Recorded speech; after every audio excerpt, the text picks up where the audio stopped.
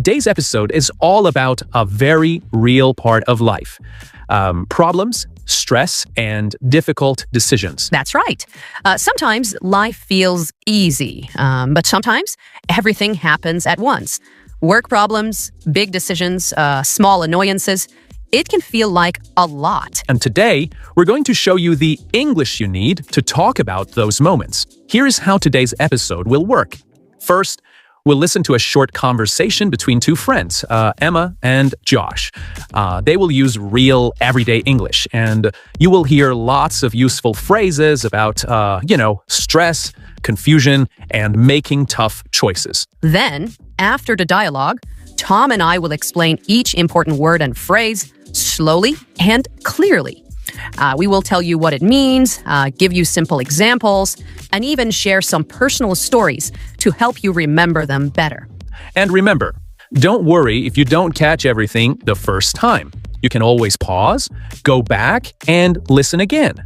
So, are you ready to hear how Emma and Josh handle a really difficult week? Josh, honestly, my brain is a total mess today. I feel like I'm in a muddle. Nothing is clear in my head. Everything feels mixed up. Oh no, Emma.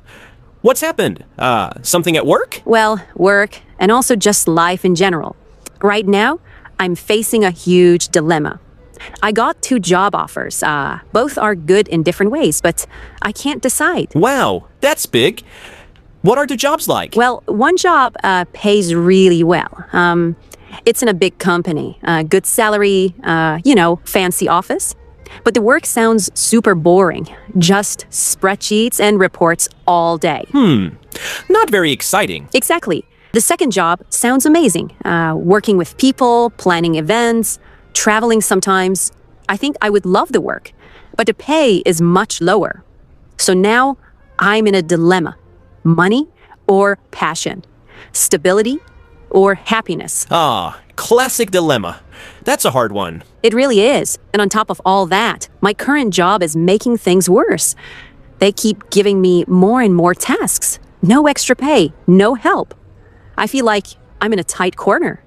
Like I can't move in any direction without problems. That's horrible. You know, small problems like losing your keys or missing a bus, those are mildly irritating. Annoying, but you get over it. But what you're dealing with sounds intensely annoying. It's the kind of stress that stays inside you all day. Yeah, every tiny thing now makes me crazy. Someone at work left dirty dishes in the kitchen, and I almost cried about it. It's like my patience is completely gone. Honestly, sometimes I just want to take a back seat. Stop trying to fix everything. Let someone else deal with the mess. Yeah, and that's okay sometimes. You don't always have to be the one in charge. Sometimes stepping back helps you breathe again. Maybe you're right. And I'm trying to stay positive. I keep telling myself, maybe I'm starting to see the light at the end of the tunnel. Like, maybe this crazy time will end soon. I believe it will. You are strong, Emma. But you're right.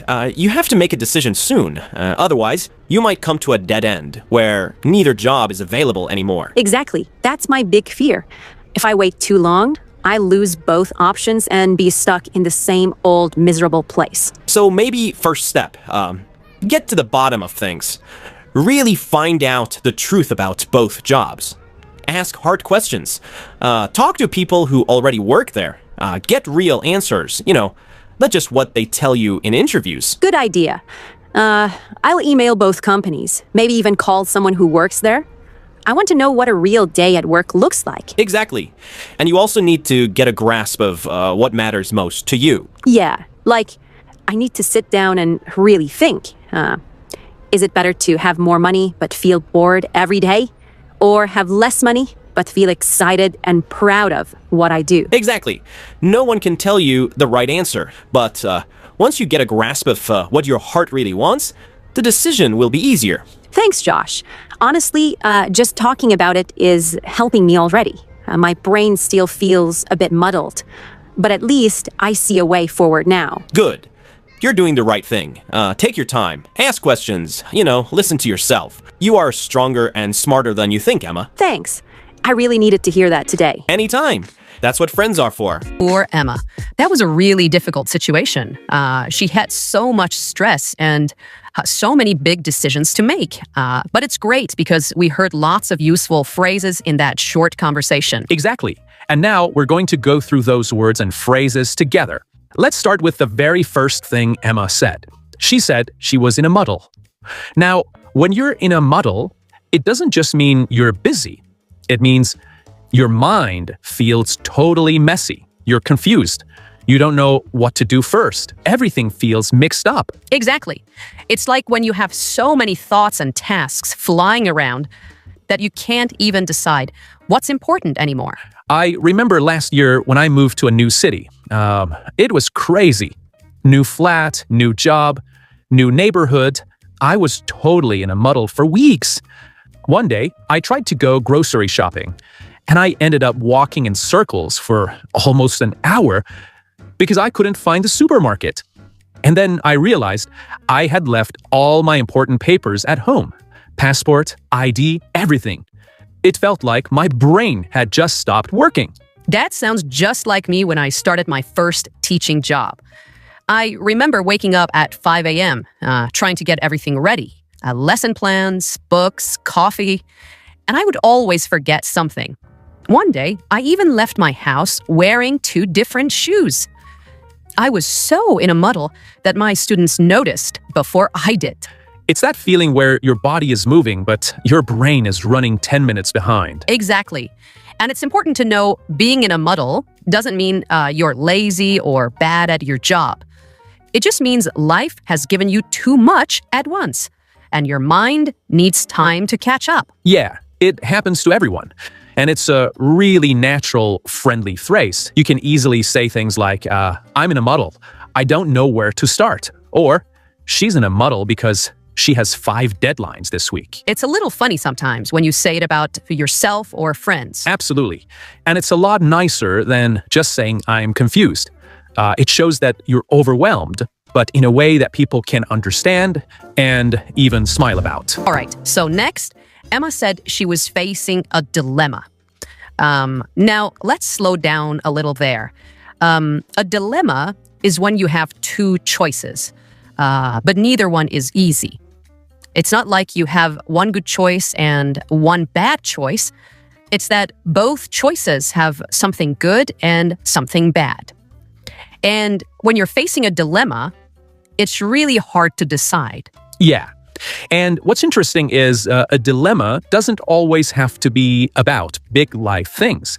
Sometimes it's big, like moving to a new country or staying home. But sometimes it's small, like choosing between 2 birthday parties when they are on the same night. Yeah, true.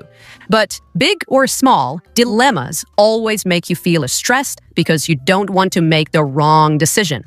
I still remember one of the first big dilemmas I had. I was just finishing university, and I got 2 offers. One was to work at a famous company in London. Really exciting. Everyone would be impressed. The other was to stay close to home at a smaller company.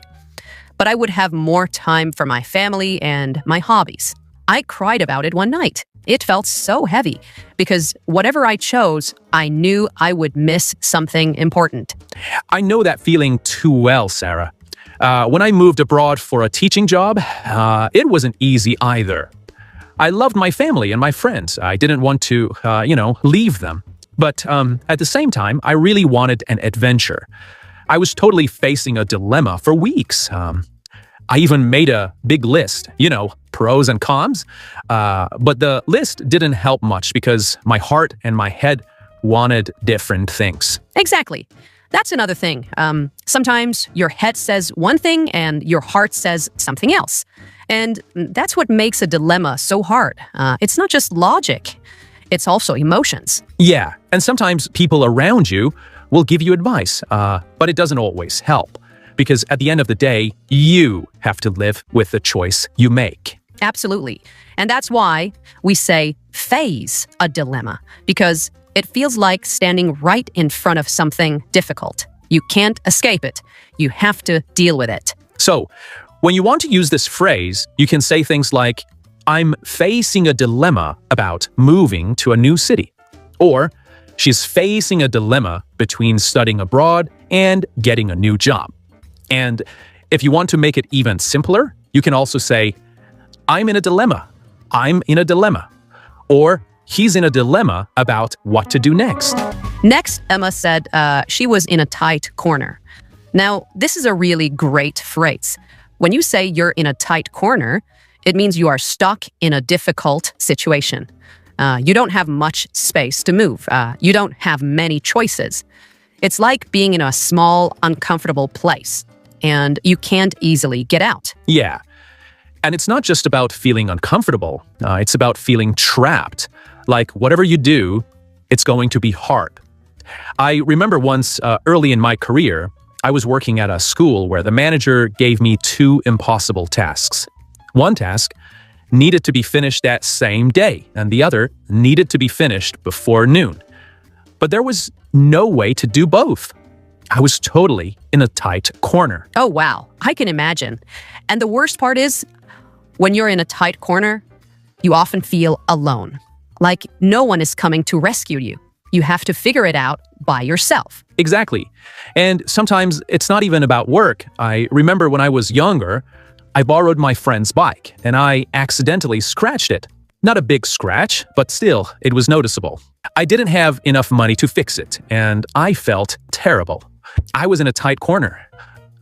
Do I tell him right away and risk him getting angry? Or wait, save up money quietly, and fix it without telling him? Neither choice felt good. I had something like that too.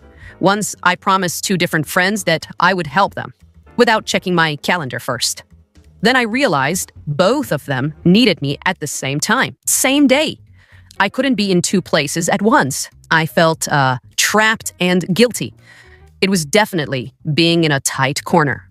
And that's the thing.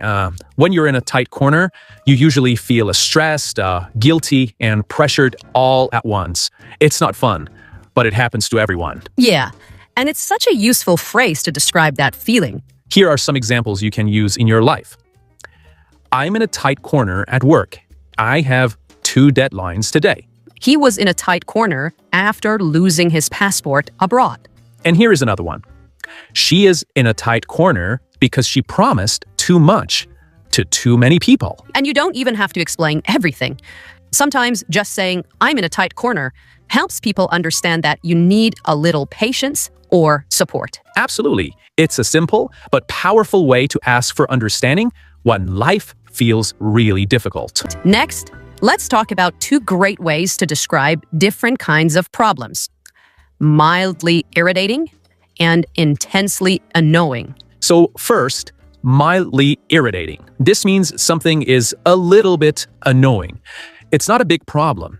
It bothers you, but you can still smile or move on easily. Exactly. Like when you spill a little bit of coffee on your shirt right before work, or when the bus is late by 5 minutes. It's not the end of the world. It's just mildly irritating. I remember one time I was late for a meeting because every traffic light turned red. Every single one. It wasn't a disaster, but it was definitely mildly irritating. I remember sitting there in my car just laughing because it was so silly. Yeah. Or like when your phone battery dies just before you take a perfect photo. Not a huge problem, just enough to make you sigh and say, oh, come on. Exactly. Now, on the other side, we have intensely annoying. And this means something that really makes you angry or very, very frustrated. Yeah, intensely annoying is when a small thing keeps happening again and again, or when it feels personal, like it's attacking your peace of mind. For example, once I lived in an apartment building. My upstairs neighbor played really loud music at 2 in the morning, every night for a week. At first, it was just mildly irritating, but after the 3rd night, it became intensely annoying. I couldn't sleep. I was so angry. I actually bought earplugs. Oh no, I had something like that too. When I lived in a shared house at university, one of my housemates used to leave dirty dishes in the sink for days. At first, I thought, okay, maybe he's busy. But after a week, oh my goodness, it was intensely annoying. Every time I wanted to cook, there was no space because of his mess. Yeah, that's the kind of thing that moves from a little problem to this is driving me crazy.